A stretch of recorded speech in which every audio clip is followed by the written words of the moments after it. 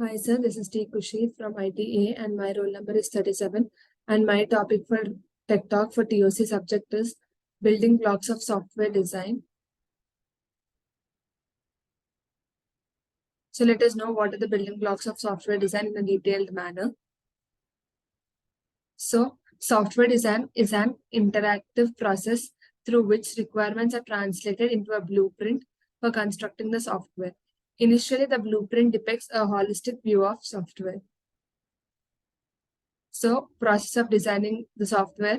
So during the design process, the software specifications are transformed into design models.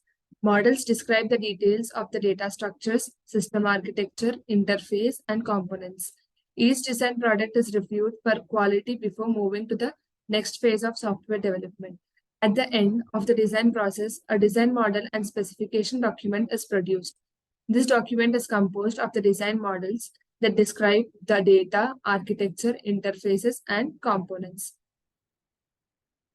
So here you can see the process of designing a software. So first you're going to design, data design is being done, then architectural design, then interface design, then procedural design. So combination of all these is nothing but the software design.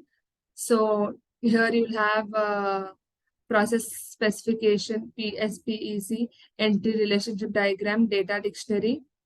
So in data design, you're going to have a data dictionary and entity relationship diagram. And in architectural design, you're going to have data flow diagram. And in interface design also, you're going to have data flow diagram. And for procedural design, you're going to have process specification as well as control specification and state transition diagram. So these are the components of each stages. So designing a specificated model. So in that there are following steps. So our topic is on what are the building blocks of software design. So let us know about that. First one is data design, created by transforming the analysis information model, that is data dictionary, and ERD. ERD is nothing but entity relationship diagram, into data structures required to implement the software. Part of the data design may occur in conjunction with the design of software architecture. More detailed data design occurs as each software component is designed. Next step is architectural design.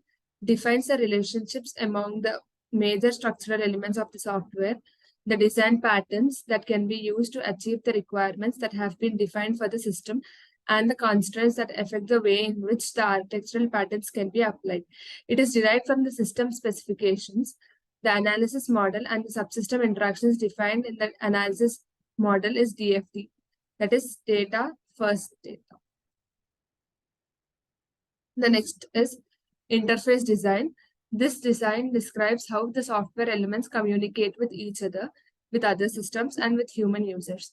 The data flow and control flow diagrams provide much of the necessary information required.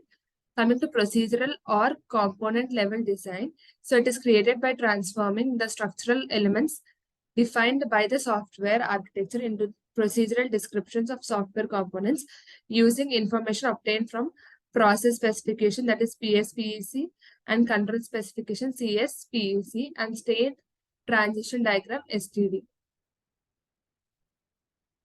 So what are the fundamental concepts of designing a software? So the fundamental components are abstraction, architecture, patterns, modularity, information hiding, functional independence, refinement, refactoring. As you all know, what is abstraction? Abstraction is nothing but hiding of data is called as abstraction. Architecture means the blueprint. So before designing a particular component, you're going to give a blueprint, like all the hardware components and how are they connected is called as architecture. And its patterns, modularity, information hiding, functional dependence, whether it is a platform independent or platform dependent and all, refactoring, refinement. So these are some of the basic fundamental components of designing a software. So first, let us know about architecture designing. So the overall structure of the software and the ways in which that structure provides conceptual integrity for a system is called as architectural design. So design can be represented as first is structural models. Defines the components of a system. For example, its modules, objects, filters, etc. And how the components are packaged and interacted with one another. Next one is framework models. It increases level of abstraction, dynamic models and processes models. So coming to dynamic models and process models, it includes prediction of behavior and reliability aspects. Next is functional models, depicts functional hierarchy. So in architectural design, you have 4 components. One is structural models, one is framework models, and one is dynamic models and process models. The last one is functional models. So structural models, what does it say? It has components of a system. What are those components? It has modules, objects, filters, etc. And it also tells how these components react with one another. Coming to framework models, it increases the level of abstraction. What is abstraction? Data hiding. Next is dynamic models and the process models, predicts behavioral and reliability aspects. How reliable the design is. So coming to functional models, it depicts the functionality of the hierarchy. So next, let us discuss about patterns. A pattern is a common solution to a common problem in a given context. While architecture styles can be viewed as patterns describing the high-level organization of software, they are macro architectures, micro architectures, and other design patterns can be used to describe details at lower level or more local level. These are called as micro architectures. So here we have got a main point that there are 2 types of architectures, macro architectures and micro architectures. So at high level organization of software, we call it as macro architecture, and at the low level organization of software is called as micro architecture. Next is creational patterns. So coming to patterns, you have different types of patterns like builders, factories, prototypes, singleton, etc. Coming to structural patterns, you have adapters, bridges, composites, decorators, facade, flyweight, and proxy. Coming to behavioral patterns, you have commands, interpreters, and iterators. So here we have 3 types of patterns. One is creational pattern, one is structural pattern, one is behavioral pattern. So creational pattern is nothing but it consists of prototypes and singletons. Structural patterns consist of adapters, bridges, decorators, proxies, etc. Behavioral patterns consist of commands, interpreters, iterators, mediators, memento, observer, state, strategy, template, and visitors. So coming to design pattern enables a designer to determine whether the pattern is applicable to the current work, can be reused, and can serve as a guide for developing a similar but functionally or structurally a different pattern. Modular design. In modular design is easy to change, easier to build, easier to maintain. Coming to information hiding. Principle of information hiding says that a good split of modules is when modules communicate with one another with only the information necessary to achieve software function. So, information hiding enforces access constraints to both procedural detail with the module and local data structure used by that module. So, data hiding is a criterion for modular design. How to know that modules to create? So, data hiding is required because unnecessary data is not needed. So, only necessary data should be transformed between 2 modules.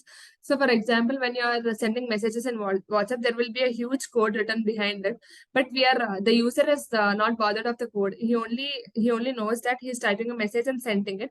That is the only data which is visible.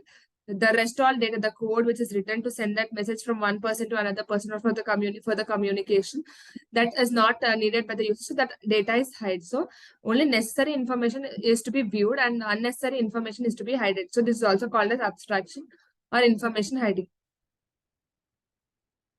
So information hiding clients. So here you can see in the picture, controlled interface, a specific design decision, and it consists of algorithm, data structure, details of external interface, and resource allocation policy.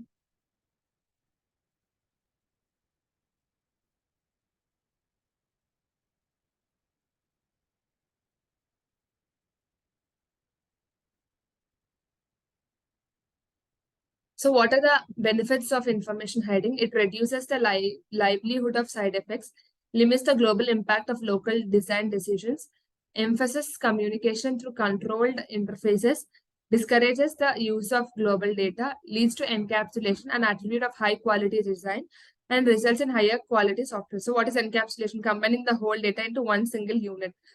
So that is also one of the main benefit of information hiding. So range of cohesion. So this is a range of cohesion as the arrow indicates from low to high. First it is coincidental, next logical, next temporal, next procedural, communicational, sequential, and functional. Next is range of coupling. In the same as the arrow increases from low level to loose level to high coupling. So it consists of uncoupled data, stamp, control, external, common, and content coupling. So these are all types of couplings from low level to high level. So first is content coupling. When a module uses or alters data in another module, then it is known as content coupling. Next is common coupling. Two modules communicating via global data is called as common coupling. And external coupling. Modules are tied to an environmental externally to the software, that is external coupling. Next is control coupling. Two modules communicating with a control flag is called as control coupling. Next is tab coupling. Communicating via a data structure passed as a parameter, the data structure holds more information than the recipient needs. Next is data coupling. Communicating via parameter passing, the parameters passed are only those that the recipient needs. No data coupling, independent modules. So the best coupling is data coupling and the worst coupling is content coupling. So let us see the summary of cohesion and coupling.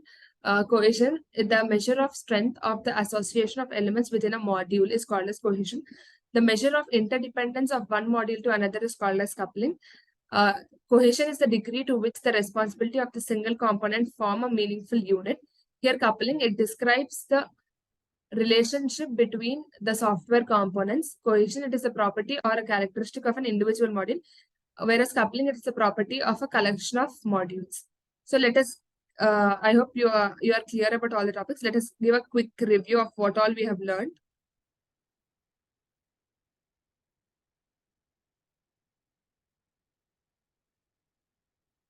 So first we have learned what is a software design. So software design is nothing but a blueprint for constructing the software. So we have learned the process of designing a software. So this document is composed of designing models that it describes about data, architecture, interfaces, and components. So here are the building blocks of software designing, that is data designing, architectural designing, interface designing, and procedural designing. So data designing consists of data dictionary and ERD, that is entity relationship diagram, and it helps in transforming the analysis information. And next is architectural design. This consists of DFDs and defines the relationship among the major structural elements of the software, and it consists of designing patterns. Next is interface designing, describes how the software elements communicate with each other and how to hide the necessary information and how to transfer the necessary information required. Next is procedural or component level designing. So it consists of process specification, control specification, and state transition diagram, that is STD. So what are the fundamental components of abstraction? What are the fundamental components of designing software? One is abstraction, one is architecture, patterns, modularity, information hiding, functional independence, refinement, and refactoring.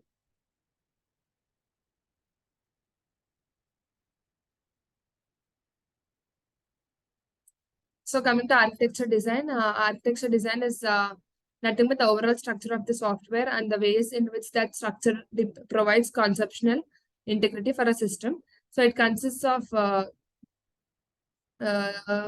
structural models, framework models, dynamic models, and functional models. Next, patterns. Coming to patterns, here you have two types of architectures depending upon the patterns. High-level organization of software is called as macro architecture, and low-level organization of software is called as micro architecture. And creation patterns, you have builder and factory, prototype, and singleton. In structural patterns, you have adapters, bridges, decorators, and proxies. And in behavioral patterns, you have commands, interpreters, iterators, mediators, mementos, observer, state, strategy, template, and visitor. So design pattern enables a designer to determine whether the pattern is applicable to the current work, can be reused, can serve as a guide for developing a similar but functionally or structurally different pattern. This is modular design. Modular design is easy to change, easier to build, and easier to maintain.